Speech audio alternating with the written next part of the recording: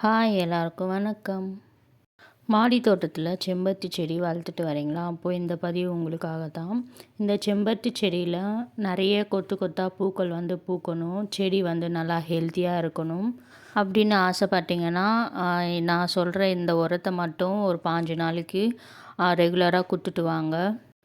இது வரைக்கும் உங்கள் செம்பருத்தி செடியில் பூக்கள் எதுவுமே வந்து பூக்கலை அப்படின்னா முதல்ல நீங்கள் செக் பண்ண வேண்டியது செடி நல்லா டைரக்ட் சன்லைட்டில் இருக்கா அப்படின்ட்டு பார்த்துக்கணும்.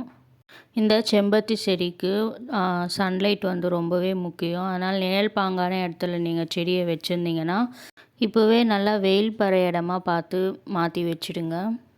இந்த செம்பருத்தி செடியில் பூக்கள் வந்து பூக்க மாட்டேங்குது, மொட்டுக்கள் வரும்போதே வந்து சீக்கிரமே விழுந்து போகுது அப்படின்ற பிரச்சனைலாம் நீங்கள் ஃபேஸ் பண்ணியிருந்தீங்கன்னா இந்த உரத்தை வந்து ட்ரை பண்ணி பாருங்கள். வீட்லேயே கிடைக்கக்கூடிய பொருளை வச்சு நான் ஒரு வந்து பவுடர் வந்து செஞ்சுருக்கேன். அது வேறு ஒன்றும் இல்லை, வாழைப்பழ தோல் இருக்கும் பார்த்திங்களா, அது முட்டை ஓடு, அப்புறம் டீ தூள். நம்ம டீ வந்து போட்டுட்டு டீ தூள் வந்து வெடிக்கட்டுவோம்ல, அதை நல்லா தண்ணியில் அழைச்சிட்டு இந்த 3த்தையும் வந்து நல்லா வெயிலில் காய வச்சு பொடி பண்ணி எடுத்துக்கோங்க. இது கூடவே ஒரு முக்கியமான ஒரு பொருள் வந்து சேர்க்க போகிறேன், அதுதான் சாம்பல். இந்த பவுடர் எவ்வளோ அளவுக்கு எடுத்துருக்கீங்களோ அதே அளவுக்கு வந்து நீங்கள் சாம்பல் எடுத்துக்கோங்க. அப்போ தான் இந்த உரம் வந்து நல்லா எஃபெக்டிவாக இருக்கும். இந்த பவுடரையும் இந்த சாம்பலையும் நல்லா மிக்ஸ் பண்ணிவிட்டு தான் நம்ம இப்போ இந்த செடிக்கு வந்து நம்ம கொடுக்க போகிறோம். வீட்டிலே செஞ்ச பவுடரில் என்னென்ன சத்துக்கள் இருக்குது அப்படின்னு சொல்லிட்டு பார்த்துடலாம். டீ தூளில் நிறைய நைட்ரஜன் சத்து இருக்கிறதுனால நிறைய புது இலைங்கள்லாம் வரத்துக்கு வந்து ரொம்பவே உதவியாக இருக்கும்.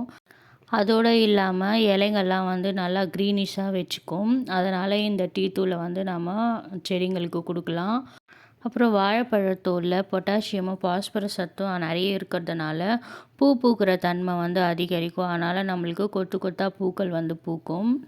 அப்புறம் முட்டை ஓட்டில் வந்து கால்சியம் சத்து நிறைய இருக்குது. இந்த கால்சியம் சத்து வந்து வேர் வளர்ச்சிக்கு ரொம்பவே உதவியாக இருக்கும். வேர் வந்து நல்லா வளர்ச்சி அடைந்தால் நம்ம செடி வந்து நல்லா வளரும்.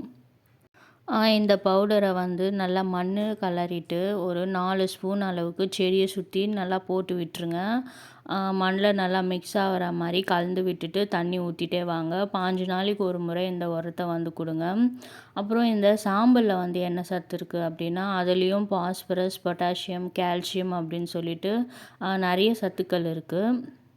இந்த சாம்பல் வந்து நம்ம ரெகுலராக பூச்செடிங்களுக்கு கொடுத்துட்டே வந்தோன்னா செடியில் மொட்டு வைக்குது, ஆனால் அந்த மொட்டுக்கள்லாம் வந்து சீக்கிரமே கருகி போயிடுது, இல்லை கீழே விழுந்து போயிடுது, பூக்க மாட்டேங்குது. அந்த மாதிரி ப்ராப்ளம்ஸ்லாம் வந்து செடியில் இருக்குது அப்படின்னா இந்த சாம்பலை கொடுக்கறது மூலமா அந்த ப்ராப்ளம்ஸ்லாம் வந்து தடுக்கலாம்.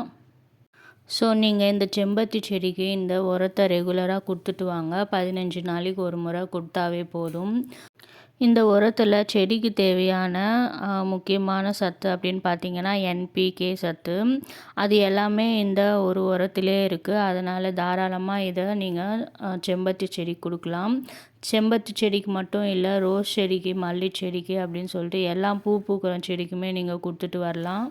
செடிக்கு உரம் கொடுத்தா மட்டும் போதாது, செடிக்கு வந்து சூரிய ஒளி வந்து ரொம்பவே அவசியம். அதனால் நல்லா வெயில் படுற இடத்துல வைங்க. உங்கள் செம்பருத்தி செடிக்கு இந்த உரத்தை வந்து ட்ரை பண்ணி பார்த்துட்டு ரிசல்ட் எப்படி வந்ததுன்னு சொல்லிட்டு மறக்காமல் கமெண்ட்டில் சொல்லுங்கள். தேங்க்யூ.